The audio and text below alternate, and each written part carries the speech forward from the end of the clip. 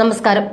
മുഖ്യമന്ത്രി പിണറായി വിജയന് മറുപടിയുമായി പൊതുമരാമത്ത് വകുപ്പ് മന്ത്രി മുഹമ്മദ് റിയാസിനെ പരിഹസിച്ചുകൊണ്ട് പ്രതിപക്ഷ നേതാവ് വി.ഡി. സതീശൻ. നവകേരള സദസ്സുമായി ബന്ധപ്പെട്ട് നടന്ന മുഴുവൻ ആക്രമണങ്ങളുടെയും ഉത്തരവാദി മുഖ്യമന്ത്രി മാത്രമാണ് എന്ന് സതീശൻ കുറ്റപ്പെടുത്തി. ഏത് കേസെടുത്താലും ഒന്നാം പ്രതിയാകേണ്ടയാൾ മുഖ്യമന്ത്രി തന്നെയാണ്. വധശ്രമത്തിന് പോലീസ് കേസെടുത്ത അക്രമ സംഭവം മാതൃകാ പ്രവർത്തനമായിരുന്നുവെന്നും അതിനിയും തുടരണമെന്നും പറഞ്ഞത് കേരളത്തിന്റെ മുഖ്യമന്ത്രി തന്നെയാണ്. കലാപത്തിന് ആഹ്വാനം ചെയ്തതിന് കേസിൽ പ്രതിയേക്കേണ്ട ആളാണ് പിണറായി വിജയൻ. ഇന്നലെ വരെയും മുഖ്യമന്ത്രി അക്രമത്തിന് ആഹ്വാനം ചെയ്യുകയായിരുന്നുവെന്നും അദ്ദേഹം പറഞ്ഞു.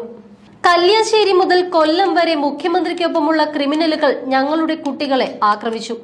സഹി കെട്ടപ്പോഴാണ് അടിച്ചാൽ തിരിച്ചടിക്കുമെന്ന് പറഞ്ഞത്. SFIക്കാരോടുള്ള സമീപനമല്ല പോലീസിന് KSUവിനോട്. 2000 പോലീസുകാരുടെയും 150 വാഹനങ്ങളുടെയും പാർട്ടി ഗുണ്ടകളുടെയും ക്രിമിനലുകളുടെയും അകമ്പടിയിൽ നടക്കുന്ന മുഖ്യമന്ത്രി ഭീരുവാണെന്നാണ് ഞാൻ പറഞ്ഞത്. സുധാകരനോട് ചോദിക്കൂ എന്നാണ് അതിന് മുഖ്യമന്ത്രിയുടെ മറുപടി.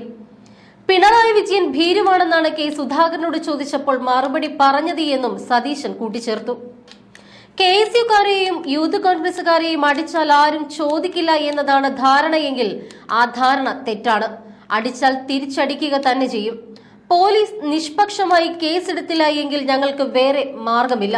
ഇന്നലെ ഒരു പുരുഷ SI ആണ് പെൺകുട്ടിയുടെ വസ്ത്രം വലിച്ചു കീറിയത്.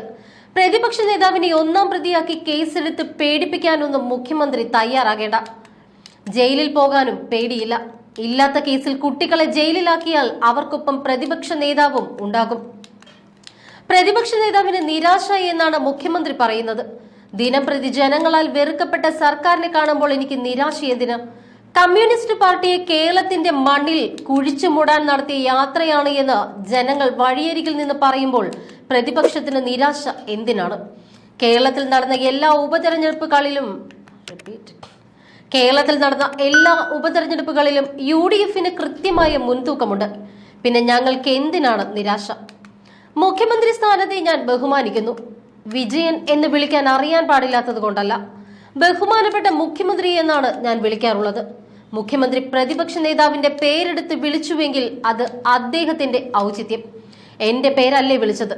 ദേഷ്യം വരുമ്പോൾ പാർട്ടിക്കാരെയൊക്കെ വിളിക്കുന്നത് പോലെ എന്നെ വിളിച്ചില്ലല്ലോ. എനിക്ക് ഒരു പരാതിയുമില്ല. പൊതുമരാമത്ത് മന്ത്രിയുടെ നാവ് റെഡിയായി എന്നറിഞ്ഞതിൽ വളരെയധികം സന്തോഷം. മാസപ്പടി വിവാദം വന്നപ്പോൾ അദ്ദേഹം നാവ് ഉപ്പിലിട്ട് വെച്ചിരിക്കുകയായിരുന്നു.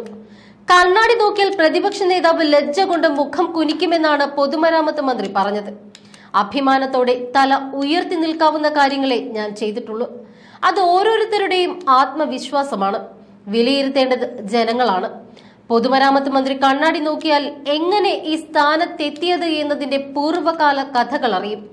കോഴിക്കോട് മത്സരിക്കാനെത്തിയപ്പോൾ MP വീരേന്ദ്രകുമാർ പറഞ്ഞതു മുതൽ മാനേജ്മെന്റ് കോട്ടയിൽ മന്ത്രിയായതുവരെയുള്ള മുഴുവൻ കാര്യങ്ങളും കണ്ണാടി നോക്കിയാൽ താങ്കൾക്ക് തെളിഞ്ഞു കാണാനാകും. ആരാണ് അപ്പോൾ നാണിച്ച് തല താഴ്ത്തുകയെന്ന് ബോധ്യമാകും. മുഖ്യമന്ത്രിയെ വിമർശിച്ചാൽ പൊതുമരാമത്ത് മന്ത്രിക്ക് മാത്രമേ നോവുന്നുള്ളൂ. വേറെ ആർക്കും നോവുന്നില്ല. മറുപടി പറയാൻ ഇദ്ദേഹം മാത്രമേയുള്ളൂ. മുഖ്യമന്ത്രിയെ ഭീരു എന്ന് വിളിച്ചപ്പോൾ പൊട്ടിത്തെറിച്ചത് മാനേജ്മെന്റ് കോട്ടയിൽ മന്ത്രിയായ ആർക്കാണെന്ന് സതീശൻ പരിഹസിച്ചു. ഗവർണറും സർക്കാരും തമ്മിൽ നടക്കുന്നത് നാടകമാണ്. സെനറ്റിലേക്ക് വിദ്യാഭ്യാസ മന്ത്രിയുടെ ലെറ്റർ പാഡിലും ആളുകളുടെ പേരുകൾ ശുപാർശ ചെയ്തിട്ടുണ്ട്. BJP സംസ്ഥാന പ്രസിഡന്റ് എന്നെക്കുറിച്ച് നല്ലത് പറഞ്ഞാലേ ഭയപ്പെടേണ്ടതുള്ളൂ. മുഖ്യമന്ത്രിയും പ്രതിപക്ഷ നേതാവുമായി ഏറ്റുമുട്ടുമ്പോൾ BJP സംസ്ഥാന പ്രസിഡന്റിന് മുഖ്യമന്ത്രിക്കൊപ്പമേ നിൽക്കാനാവൂ. അതാണ് അവർ തമ്മിലുള്ള ബന്ധമെന്നും സതീശൻ ആരോപിച്ചു.